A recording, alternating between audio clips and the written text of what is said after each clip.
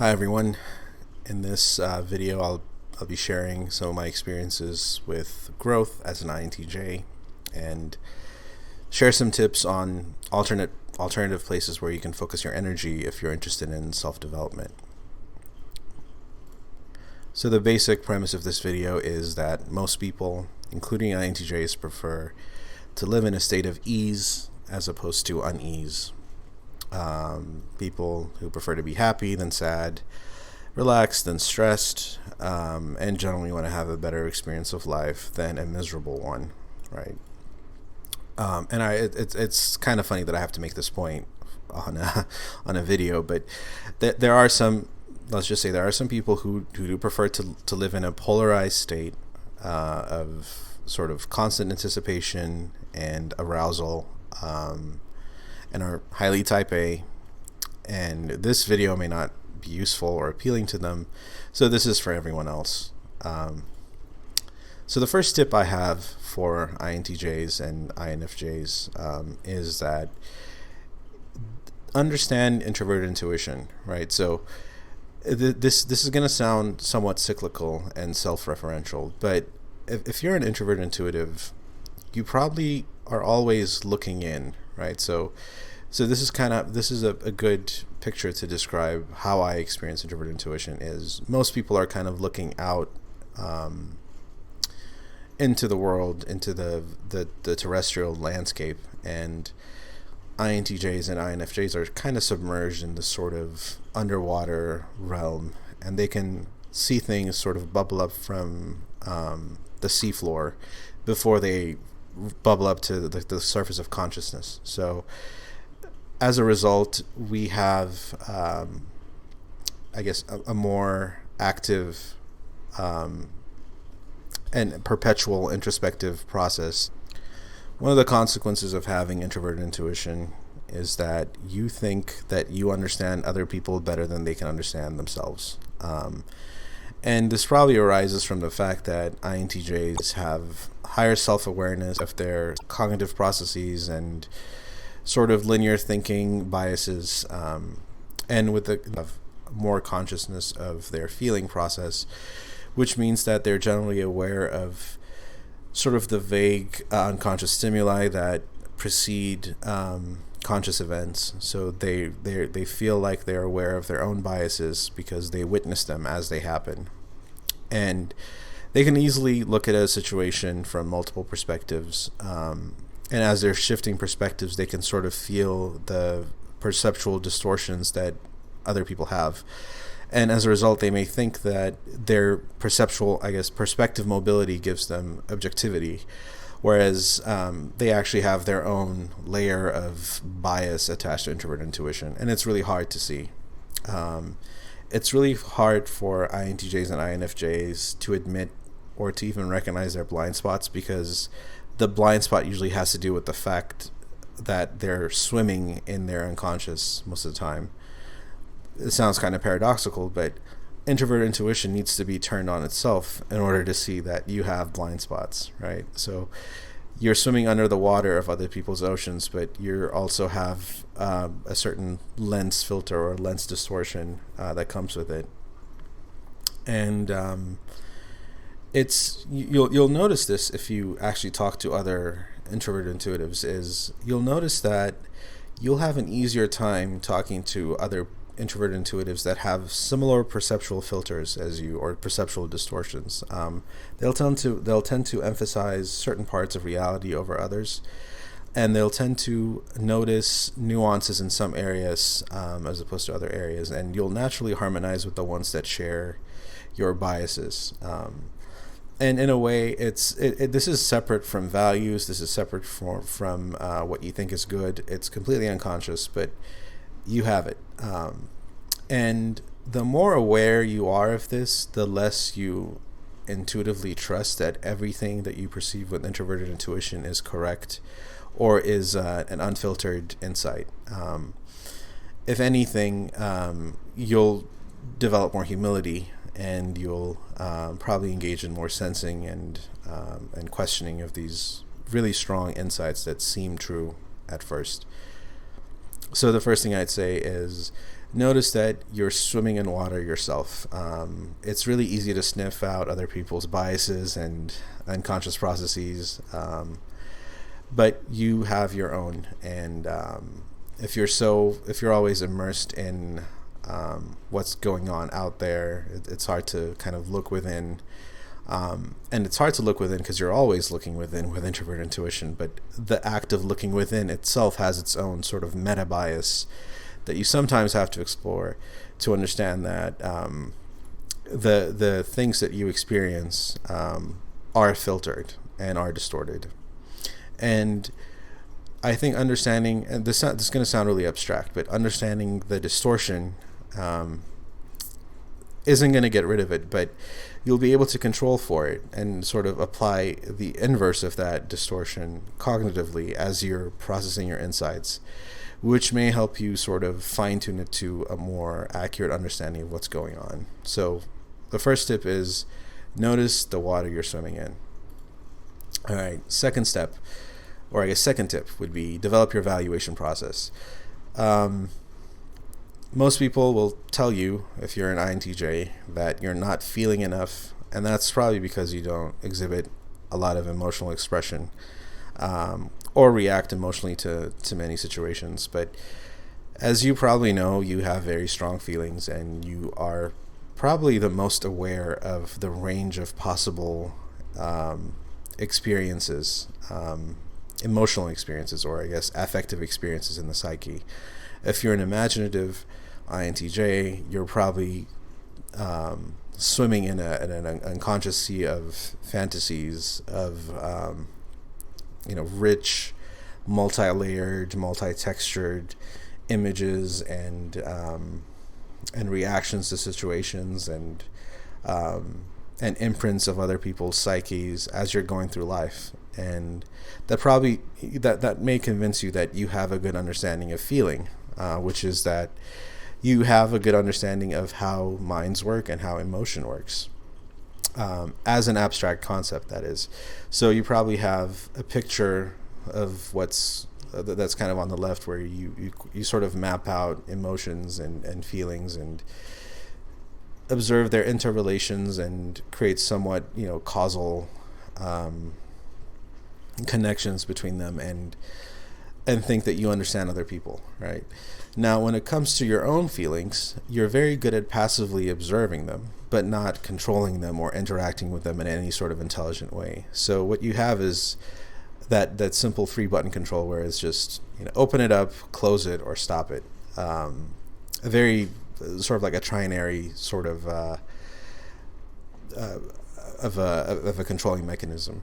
And in cases where your feelings sort of leak into your reasoning process, you probably go into an arm wrestling match with your feelings, and you're with one arm being your head or brain or left brain, whatever you want to call it, and the other ones being your emotions, and it's usually one against the other.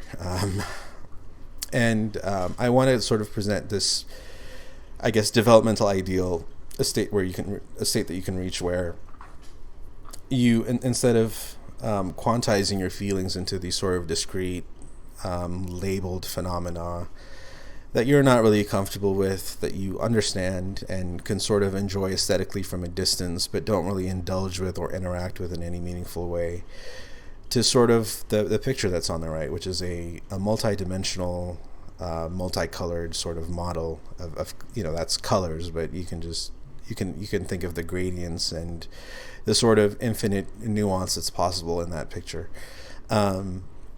And then instead of having just a 3-button control, you can have something like multiple analog controls, where it's not just digital and binary, but you can make all kinds of adjustments to it and play with it and get really comfortable with feelings. And then finally, instead of it being an adversary, as it is in the lower picture, you can actually dance with your feelings and harmonize with them, and they don't have to necessarily contradict your more, I guess, left-brained, intellectual style thinking. A quick check for where you are on this sort of path to development is, if you feel like, if you always feel like, or if this is a common thing for you, if you feel like you're idealism, which is essentially the world as you wish it was, versus your and your judgment of the world as as you think it is based on your readings, research, what have you. If the two come into conflict a lot, where you're constantly deciding if you should lean one way or the other, if you should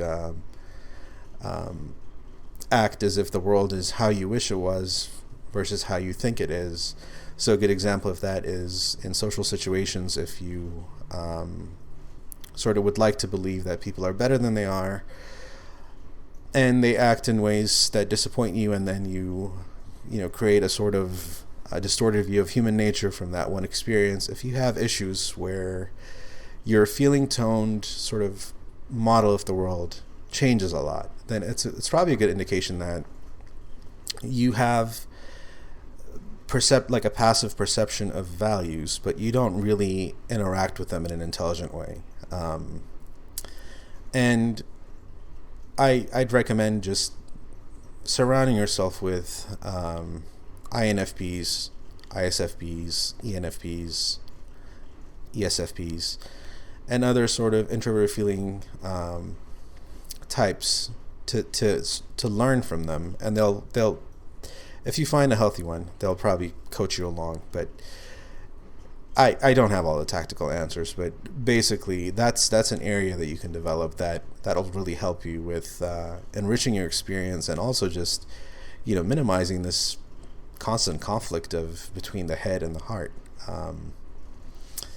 Now, if you enjoy the polarization, if you're the kind of person who enjoys intensity and enjoys the energy that comes from having contradictory attitudes, sort of like a tug war between opposites, and you find that it gives you creative inspiration or artistic insight or what have you, or you find some sort of romantic meaning in it, then you're probably just gonna not develop this function. Whereas a more harmonious INFP or a really mature IP or EP has probably done their work, has probably done their homework with harmonizing the two, and so they can confront the darker sides of human nature without being misanthropic, or they can talk about tragedies without becoming depressed, right? So they have a good control over their moods and emotions, and they can adjust to reality really well. So I think it's better it's much more productive as an INTJ to work on this valuation function than to pretend like you're just accommodating or highly agreeable or an extroverted feeler. And I'll explain why in a few slides, but this is a more natural path of development, I think. Okay. Third slide is going to seem really obvious, but it's actually quite nuanced. So, accepting the simple reality of what's in front of you.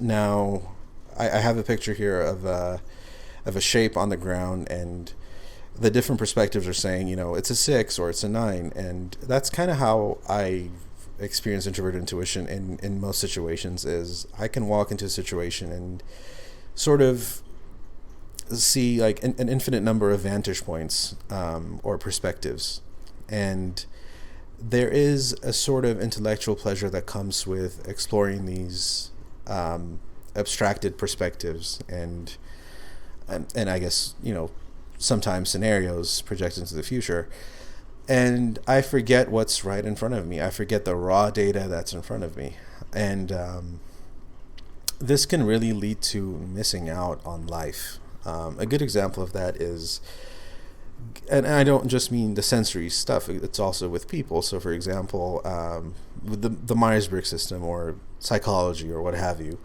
an easy trap to fall into is you have a model of people, of how people work. So you think some people are of a certain category, and then you have this list of expectations that you have about all people who fall into that category. So as you're sort of interacting with people, you unconsciously or semi-consciously match them up against one of these categories, and you suddenly have an auto-completed abstract picture that's different from what's unique and concrete about that person.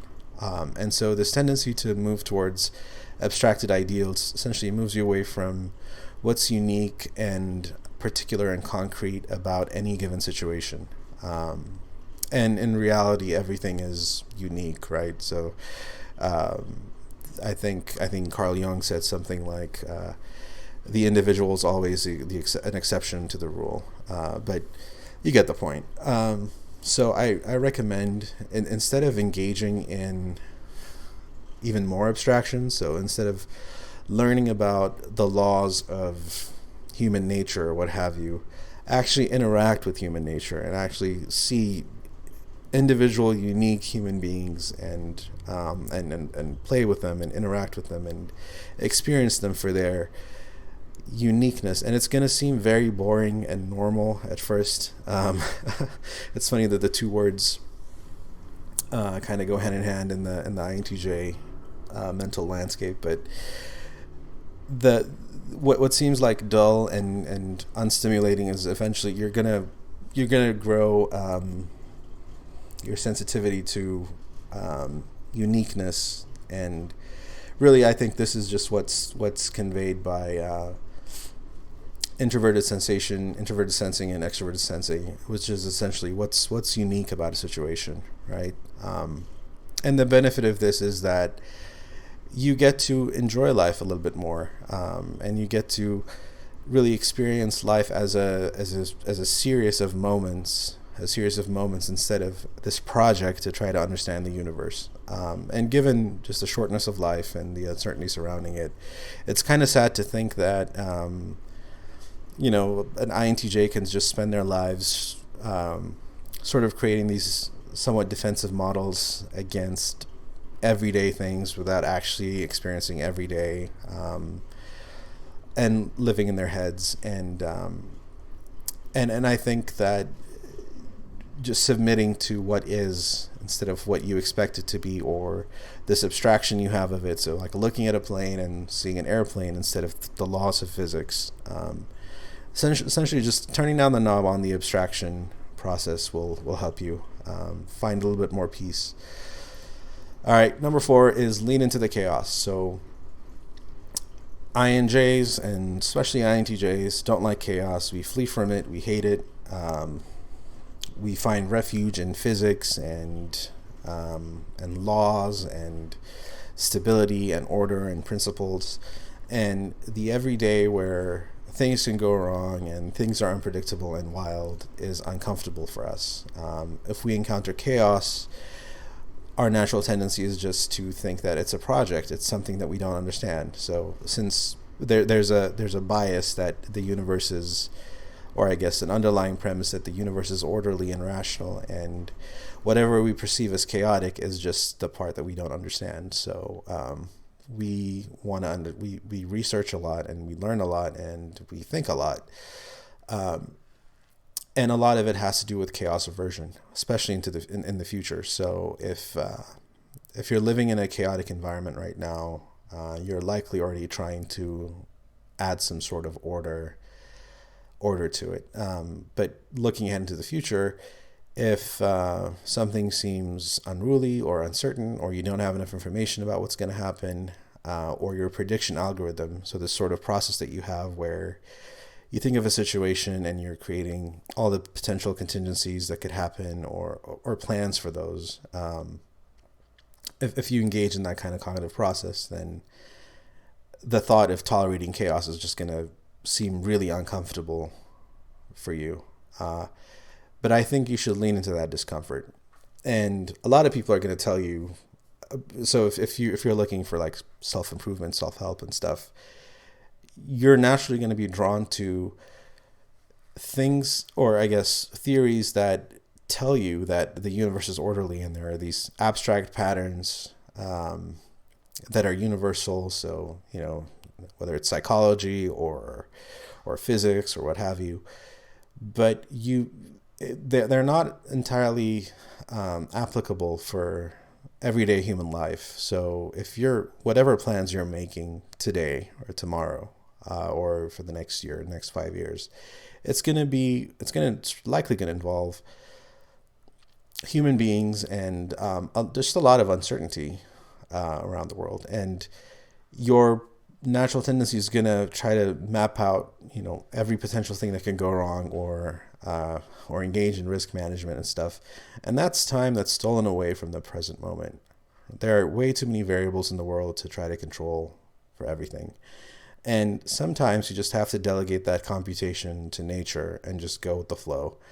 A lot of the extrovert sensors and extrovert intuitives are really good at this. They can just improvise on the fly with limited information. They can walk into a situation without knowing who's going to be there, how long it's going to be.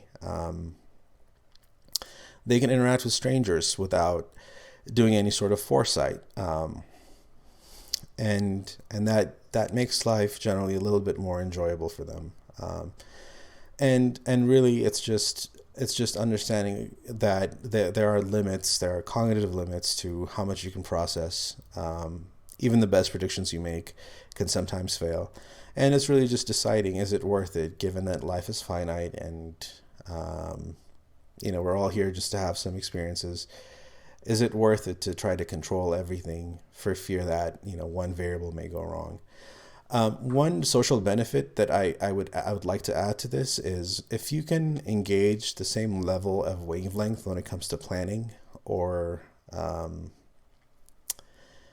just looking at the future with the same sort of laxity that most people do, then you're likely going to be perceived as easier going by other people, and they're likely going to feel more comfortable around you. So if that's an issue for you, if you're over planning or over controlling in any way, then learning to kind of lean into the chaos and developing that ability to improvise might make that problem go away, or might just make it a little bit easier.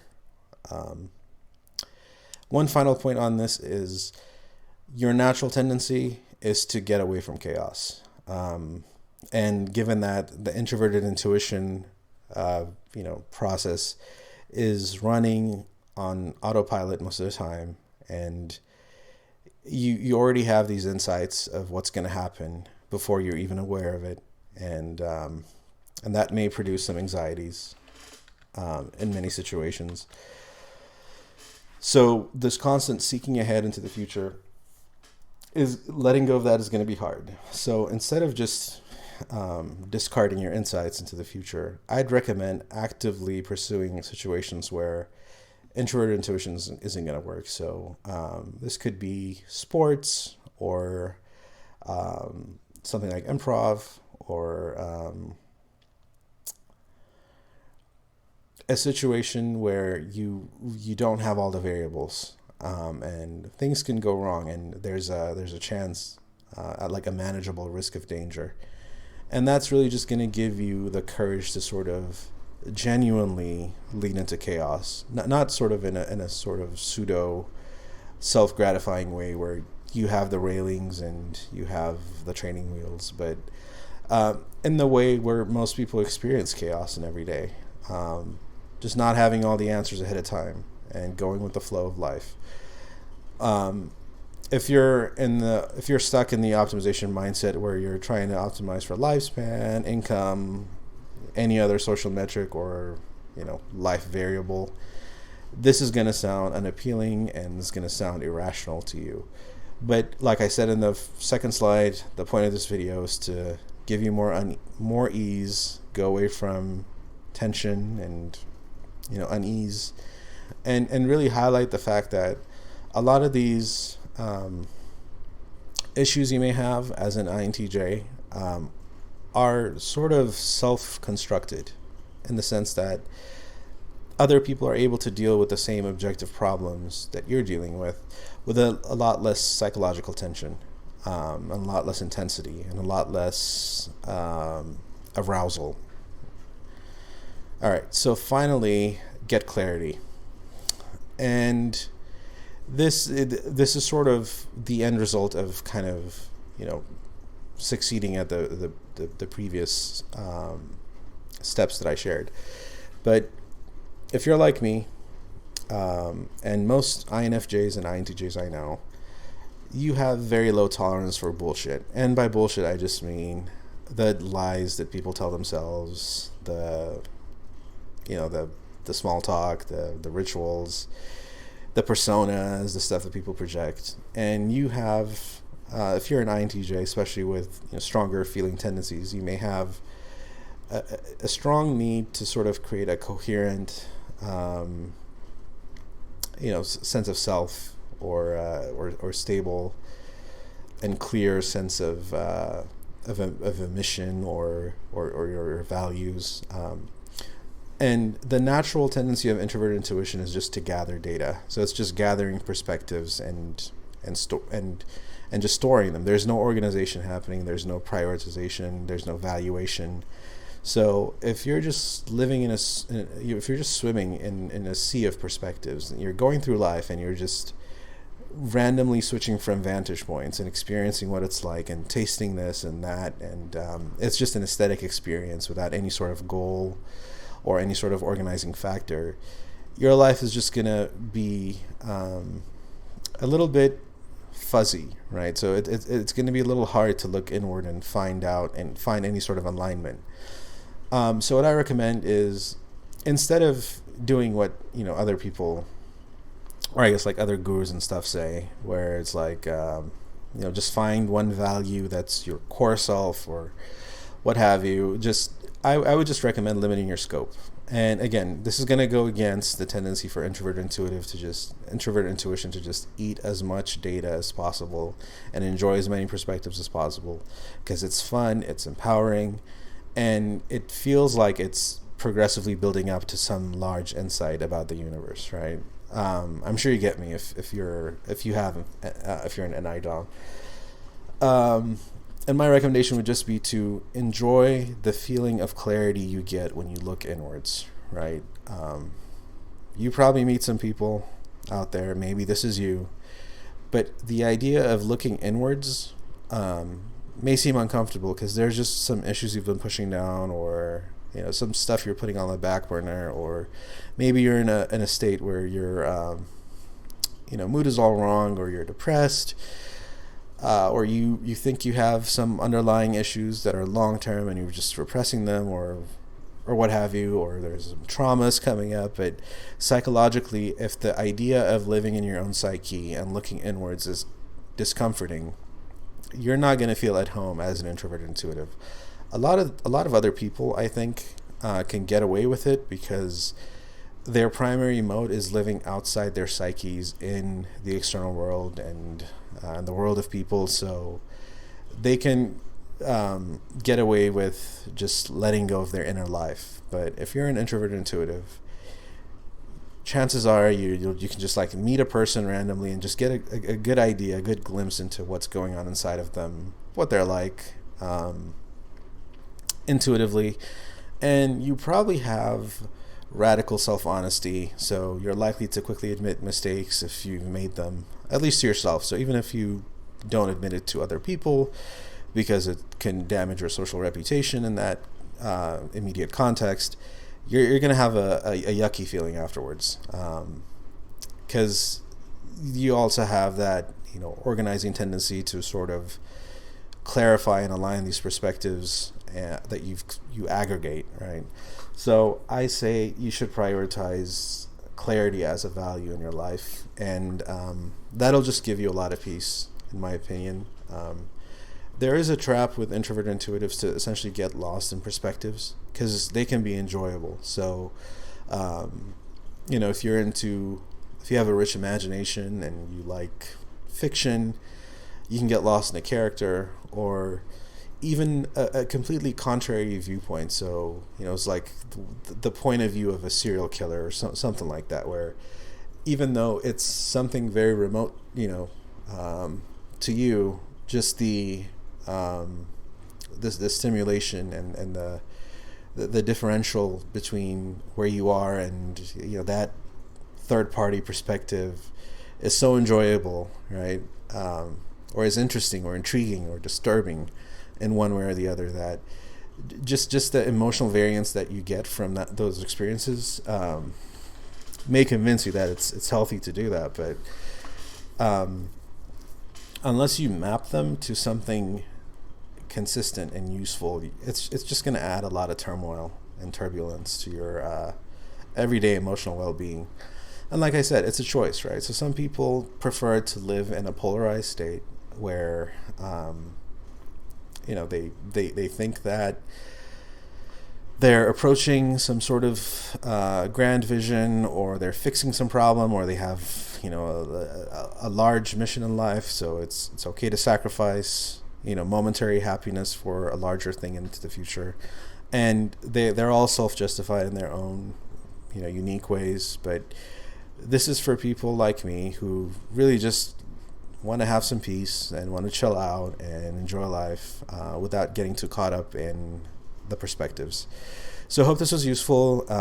Please leave any comments that you have or questions in the comment section, and I'll be making more videos about INTJs. Thanks for watching.